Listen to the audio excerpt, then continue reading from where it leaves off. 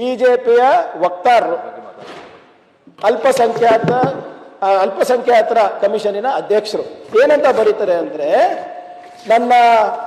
ನಾನು ಒಂದು ರಿಪೋರ್ಟ್ ಮಾಡಿದ್ದೀನಿ ವಕ್ ಸ್ಕ್ಯಾಮ್ದು. 2.3 lakh crores ಸ್ಕ್ಯಾಮ್ ಇದೆ. ಕಾಂಗ್ರೆಸ್ನವರೆಲ್ಲರೂ ಇದ್ದಾರೆ, ಬಹಳಷ್ಟು ಜನ ಬೇರೆ ಬೇರೆ ಲೀಡರ್ಗಳು ಇನ್ವಾಲ್ವ್ ಇದ್ದಾರೆ. ಇದನ್ನ ಮುಚ್ಚಾಕ್ಲಿಕ್ಕೆ ಯಡಿಯೂರಪ್ಪ ಅವರು, ಅಂದ್ರೆ ಅಂದಿನ ಮುಖ್ಯಮಂತ್ರಿ ಯಡಿಯೂರಪ್ಪ ಅವರು ಅವ್ರ ಮಗನ್ ಕಳಿಸಿದ್ರು. ಅಂದ್ರೆ ಯಾರು? ಇಂದಿನ ರಾಜ್ಯಾಧ್ಯಕ್ಷರಾದಂತ BY ವಿಜೇಂದ್ರ ಅವ್ರಿಗೆ ಕಳಿಸಿದ್ರು. ನನಗೆ ಕೋಟ್ಯಾಂತರ ರೂಪಾಯಿ ಆಫರ್ ಮಾಡಿದ್ರು. ನೀವು ಅವಾಗಿಂದ ನೋಡಿದೆ, ಅಶೋಕ್ ಸಾಹೇಬ್ರು ಆಡಿಯೋ ಇದೆ ಅಂದ್ರು, ಇನ್ನೊಬ್ರು ಯಾರೋ ಟ್ರಾನ್ಸ್ಕ್ರಿಪ್ಟ್ ಇದೆ ಅಂದ್ರು, ತಾವು ವಿಡಿಯೋ ಇದೆ ಅಂತ ಹೇಳಿದ್ರಿ. ದಯವಿಟ್ಟು ಸ್ವಲ್ಪ ಈ ನ್ಯೂಸ್ ಚಾನೆಲ್ಗಳದ್ದು ಆರ್ಕೈವ್ಸ್ ತೆಗೆದು ನೋಡಿ. ಬಹಳ ಸ್ಪಷ್ಟವಾಗಿ ಇದೇ ಮಾಲ್ಪಡಿಯವರು ಹೇಳ್ತಾರೆ, ನನ್ನ ಮನೆಗೆ ಗನ್ಮ್ಯಾನ್ ತಗೊಂಡು ವಿಜೇಂದ್ರ ಅವರು ಬಂದಿದ್ರು, ನನಗೆ 1 ಅಲ್ಲ 10 ಅಲ್ಲ 20 ಅಲ್ಲ 150 ಕೋಟಿ ರೂಪಾಯಿ ಆಫರ್ ಮಾಡಿದ್ರು.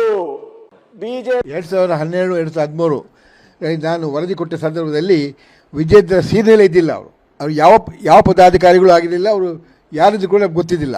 ಹೆಸರು ಮಾತ್ರ ಕೇಳಿದ್ದ ಅಷ್ಟೇ ಅಲ್ಲದೆ ಅವರು ಸೀನಿಯರ್ ಇದ್ದಿಲ್ಲ. ಕಡೆಗೆ ಕೂಡ ಅದು ಮಂಡನೆ ಆದದ್ದು BJP ಸರ್ಕಾರದಿಂದಲೇ, ಯಡಿಯೂರಪ್ಪ ಇದ್ದಲೇ ಮಂಡನೆ ಆಯಿತು. CM ಅವರು ಯಡಿಯೂರಪ್ಪ ಪುನಃ CM ಆದರು. ಆಗ ವಿಜೇಂದ್ರ ಆಗ ಉಪಾಧ್ಯಕ್ಷ ಆಗಿದ್ದರು ರಾಜ್ಯದ್ದು. ಆಗ ನಂಗೂ ಮತ್ತು ಅವರಿಗೆ ಒಂದು ಮೀಟಿಂಗ್ ಇತ್ತು ಪಾರ್ಟಿ ಆಫೀಸಲ್ಲಿ. ಅವ್ರು ನಾವು ಮನೆ ಬಂದಿಲ್ಲ, ಯಾವಾಗಲೂ ಬಂದಿಲ್ಲ. ಆ ಪಾರ್ಟಿ ಮೀಟಿಂಗ್ ಆದಾಗ ಅವರು ನಂಗೆ ಹೇಳಿದ್ವಿ, ನೀವು ಭಾಳಷ್ಟು ಹೋರಾಟ ಮಾಡಿದ್ದೀರಾ, ಭಾಳಷ್ಟು ನೊಂದಿದ್ದೀರಾ, ಭಾಳಷ್ಟು ಕಳ್ಕೊಂಡಿದ್ದಾರೆ. ಈಗ ನಿಮ್ಮ ಹೆಲ್ತ್ ವಿಕಾರ ನೋಡ್ಕೊಂಡು ನಿಮ್ಮ ದುಡಿಲಿಕ್ಕಿಲ್ಲ. ಆ ಸಂದರ್ಭ ನೀವು ಯಾಕೆ ಅಲ್ಲಿಗೆ ಮರೆತು ಬಿಡಬಾರ್ದು ಯಾಕೆ ಅಂತೇಳಿ ಅಷ್ಟು ಹೇಳಿದ್ದಕ್ಕೆ ನಾನು ಸಿಕ್ಕಾಪಟ್ಟೆ ಅವಳ ಮೇಲೆ ಬೈದು ಕಿಡಿಕಾರಿದ್ದೇನೆ. ಯಾವಾಗ ನನಗೂ ಮತ್ತು ವಿಜೇಂದ್ರಿಗೂ ಪಾರ್ಟಿ ವರ್ಷದ ಗಲಾಟೆ ಆಯಿತೋ ನಾನು ಹೇಳಿದ್ನೋ, ಅದರ ನಂತರ ತಕ್ಷಣ ಅದನ್ನು ಯಡಿಯೂರಪ್ಪ ಅವರು ಮಂಡನೆ ಮಾಡಿದರು. ಈ will become the greatest leader. ಅವರು ಈ ರಿಪೋರ್ಟನ್ನು ನನ್ನ ರಿಪೋರ್ಟನ್ನು CBI ಕೊಟ್ಟರೆ ಸತ್ಯವಾಗಲೂ ಅವರಿಗೆ ನಾನು ಪ್ರಣಾಮ ಮಾಡ್ತೇನೆ ನಾನು. ಆದರೆ ಯಾರನ್ನೀಗ ತಪ್ಪನ್ನು ಹೇಳೋಕ್ಕೆ ಸಾಧ್ಯ ಇಲ್ಲ ನನಗೆ. ನನ್ನ ರಿಪೋರ್ಟ್ ನಿಮ್ಮ ಹತ್ರ ಇದೆ, ದಯವಿಟ್ಟು ಅದು ಓದಿದರೆ ಅದು ಎಲ್ಲ ಸಿಗುತ್ತೆ ನಿಮಗೆ.